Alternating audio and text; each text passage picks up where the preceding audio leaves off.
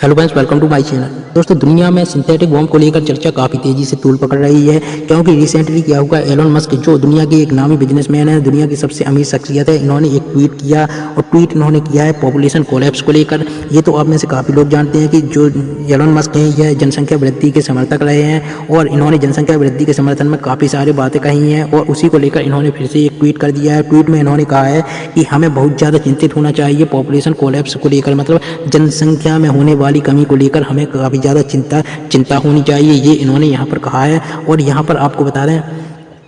यहाँ पर जो एलन मस्क है इन्होंने ये जो ट्वीट किया है पॉपुलेशन कोलैप्स का, इससे काफ़ी लोग इनके ट्वीट का गलत मतलब निकालने लगे कि काफ़ी लोग इनके ट्वीट को लेकर कहने लगे कि एलन मस्क एक बिजनेसमैन है, वो अपने उनके जो मानसिकता है पूरी की पूरी बिजनेसमैन की तरह ही है। वो यहाँ पर एक और तो यहाँ पूरी की पूरी दुनिया जो है वह पॉपुलेशन जो पूरी की पूरी दुनिया है वह जनसंख्या वृद्धि की समस्या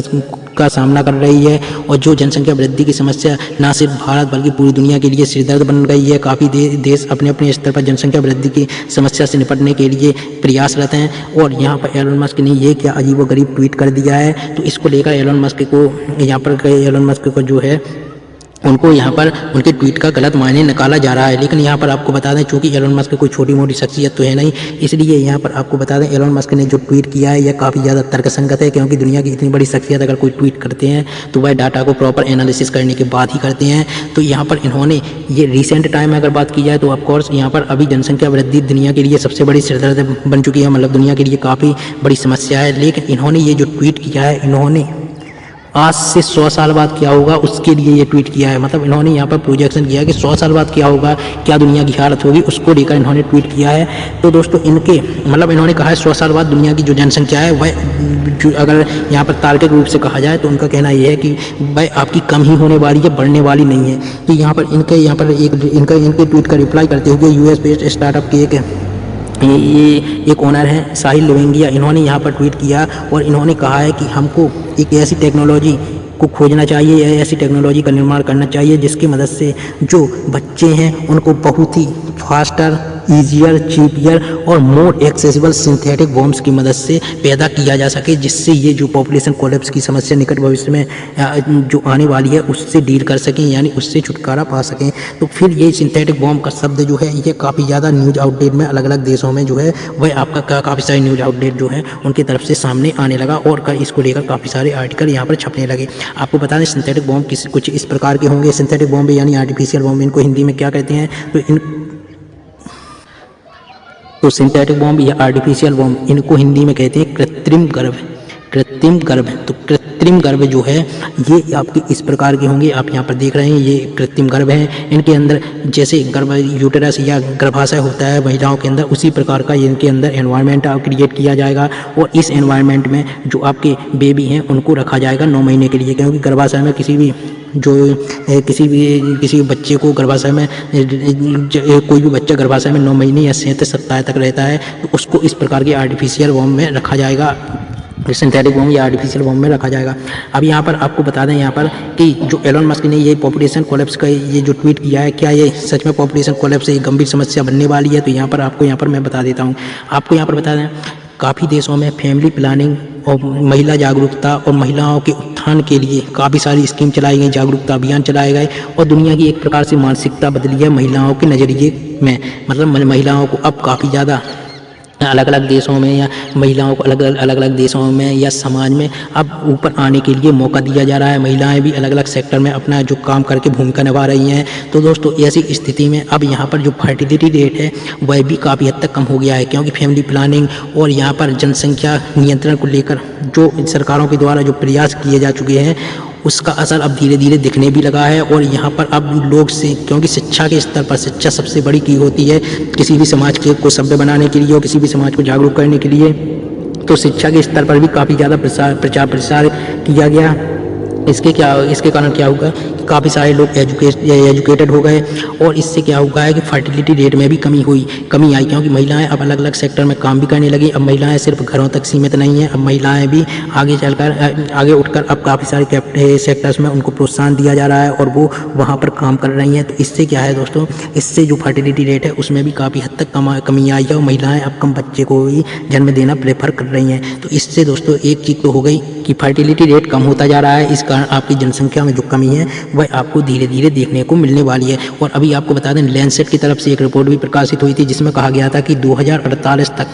भारत में जनसंख्या का पीक जो है वह 2048 में आएगा और उसके बाद जनसंख्या कम होने लगेगी। अभी हमारी जनसंख्या लगभग 1.4 बिलियन है, तो 2048 तक भारत की जनसंख्या 1.6 बिलियन हो जाएगी। उसके बाद भारत की जो जनसंख्या है उसमें सडनली डाउनफॉल देखने को मिलेगा और सन 2100 तक भारत की जनसंख्या 1.09 बिलियन हो जाएगी, मतलब 109 करोड़ हो जाएगी। इसके अलावा इसी प्रकार की प्रोजेक्शन लैंसेट की तरफ से यहाँ पर आपके दुनिया की जो आपके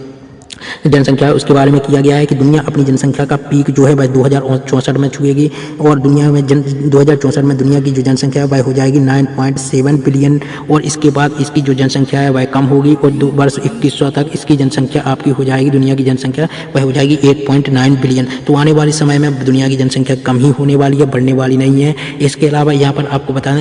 ये जो सिंथेटिक वॉर्म है इसकी मदद से अगर ऐसी कोई स्थिति आती है कि जो फर्टिलिटी रेट कम होता है और महिलाएं जो हैं वह जो बच्चे देना प्रेफर नहीं करती हैं, तो इस प्रकार के सिंथेटिक वॉर्म की मदद से बच्चे पैदा कराए जा सकते हैं और इससे ना तो महिलाओं को कोई भी गर्भधारण करना पड़ेगा, ना ही महिलाओं को किसी प्रकार की प्रॉब्लम फेस करनी पड़ेगी। अभी तक क्या होता है कि जो महिलाएं अगर अपने घर में बच्चे को नहीं रखना चाहती हैं तो वो महिलाएं क्या करती हैं, ये ज़्यादातर वो लोग करते हैं जिनके पास खूब सारा पैसा होता है। जैसे यहाँ पर आपको बता दें, काफ़ी सारी यहाँ पर जो रॉयल फैमिली से बिलोंग करने वाली महिलाएं हो गई या सेलिब्रिटीज हो गए, वो क्या करते हैं, जैसे अभी प्रियंका चोपड़ा ने क्या किया है कि प्रियंका चोपड़ा ने जो अपने बच्चे को जन्म दिया है, उन्होंने एक सरोगेसी के माध्यम से ही अपने बच्चे को जन्म दिया है। मतलब यहाँ पर प्रियंका चोपड़ा और उनके हस्बैंड ने क्या किया है, अपना बच्चा सरोगेसी की मदद से ही यहाँ पर जन्म दिया है। मतलब यहाँ पर सरोगेसी में होता क्या है वो जान लीजिए। तो यहाँ पर क्या होता है, सरोगेसी में एक कपल होता है, मेल एंड फीमेल। तो मेल का स्पर्म और फीमेल का एग, इन दोनों को लिया जाता है, दोनों को मिक्स करके फर्टिलाइज करने के लिए किसी तीसरी महिला के गर्भ में इसको डाल दिया जाता है और इन दोनों का जो बच्चा है वह तीसरी महिला के गर्भ में पलता है और जैसे ही यह बच्चा हो जाता है तो वापस इस कपल को सौंप दिया जाता है, क्योंकि बायोलॉजिकली यह जो बच्चा है वह किसका है, इस कपल का ही है। तो ये जो महिला है जिसके गर्भ में वो बच्चा पलता है तो उसको बोलते हैं सरोगेट मदर। और इसके जो असली जो माता पिता होते हैं वह होते हैं कौन, ये कपल। तो ये इसी प्रकार प्रियंका चोपड़ा और निक जोनास के जो बच्चा है वह इसी प्रकार का हुआ है कि उन्होंने सरोगेसी से अपना बच्चा पैदा किया। इसी प्रकार शिल्पा शेट्टी का भी दूसरा बच्चा सरोगेसी से ही हुआ था। इसके अलावा यहाँ पर आपको बता दें, अब सरोगेसी में किसी तीसरी महिला यानी किसी सरोगेट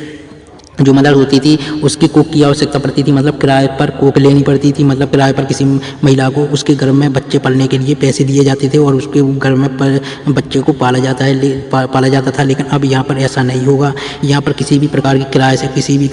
की कोख नहीं लेनी पड़ेगी, मतलब किसी भी तीसरी महिला के घर में बच्चे को नहीं पाला जाएगा। यहाँ पर अब क्या होगा, यहाँ पर एक आर्टिफिशियल वॉम्ब जो है इसको बनाया जाएगा और ये एक प्रकार का आर्टिफिशियल यूटेरस होगा, मतलब आर्टिफिशियल गर्भाशय यानी कृत्रिम गर्भ होगा। इसमें क्या होगा, अब किसी सरोगेट महिला के गर्भ में बच्चे को जो किसी भी कपल के जो स्पर्म एंड एग्स को फर्टिलाइज नहीं किया जाएगा, यानी बच्चे को नहीं पाला जाएगा। अब सिर्फ क्या किया जाएगा, इन आर्टिफिशियल वॉर्म्स या इन आर्टिफिशियल कृत्रिम गर्भ या इन मशीनों में क्या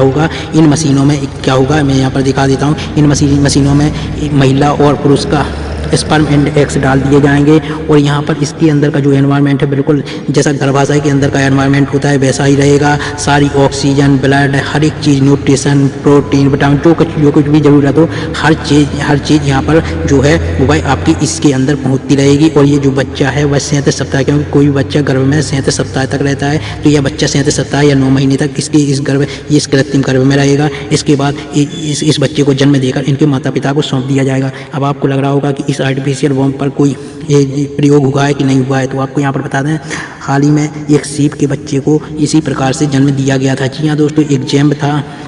यानी सीप का बच्चा था, उसको यहाँ पर 2017 में क्या किया गया है, इसी प्रकार की आर्टिफिशियल वॉर्म या कृत्रिम गर्भ बनाकर उसको इनमें जन्म दिया गया और इसका सफल प्रयोग हुआ और इस सीप के बच्चे को इसी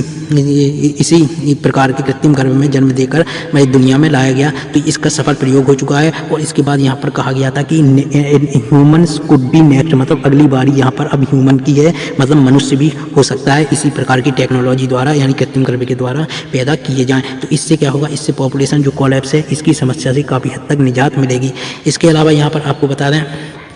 जो एक यहाँ पर डेनमार्क का ये न्यूज आउटलेट था, उसकी तरफ से यहाँ पर आप देख सकते हैं वॉक्स न्यूज़ की यहाँ पर एक आर्टिकल था, उसमें दोस्तों आप यहाँ पर देख सकते हैं उन्होंने एक डाटा शेयर किया था। ये डेनमार्क का न्यूज आउटलेट था, उसमें से ये डाटा लिया गया था। इसमें कहा गया था कि जब किसी भी महिला की अर्निंग तब कम होती है जब उसका एक बच्चा होता है। जैसे ही वह महिला बच्चे को जन्म देती है तो चाहे वह महिला कितनी भी ज़्यादा कुशल क्यों ना हो, उसकी अर्निंग में आपको सडनली एक कमी देखने को मिलेगी, जबकि पुरुष की अर्निंग में कमी देखने को नहीं मिलती है। इन्होंने यहाँ पर बताया था कि जो महिला है, देखिए पिंक लाइन आपकी महिला को रिप्रेजेंट करती है, ब्लू लाइन आपकी जो पुरुष को रिप्रेजेंट करती है। तो यहाँ पर पुरुष और जब शादी होती है तो पुरुष एंड महिला सेम टैलेंट के साथ यहाँ पर मतलब एक ही काम कर रहे हैं पुरुष एंड महिला, तो उनकी इनकम एक जैसी रहती है। कब तक? जब तक उनकी शादी हो गई, जब तक उनका बच्चा नहीं होगा उनकी इनकम एक जैसी रहती है। लेकिन जैसे ही उनका पहला बच्चा होता है तो पुरुष की इनकम पे कोई असर नहीं मिलता है, कोई ज़्यादा इम्पैक्ट नहीं मिलता है। लेकिन जो महिला की इनकम है वह सडनली नीचे आ जाती है, क्योंकि उस महिला को वह जो महिला है उस महिला का बच्चा हो जाता है। इस कारण दोस्तों उसकी जो इनकम है उसकी इनकम में आपको सडनली एक डाउनफॉल देखने को मिलता है। इस कारण यहाँ पर दोस्तों क्या होगा, आने वाले समय में माना जा रहा है कि आने वाले समय में और करंट टाइम में भी ये माना जा रहा है कि अब जो कपल्स हैं वो अगर कपल्स मान लीजिए कोई कपल है मेल एंड फीमेल का, ये शादीशुदा कपल है, अब यहाँ पर क्या होगा कि अगर दोनों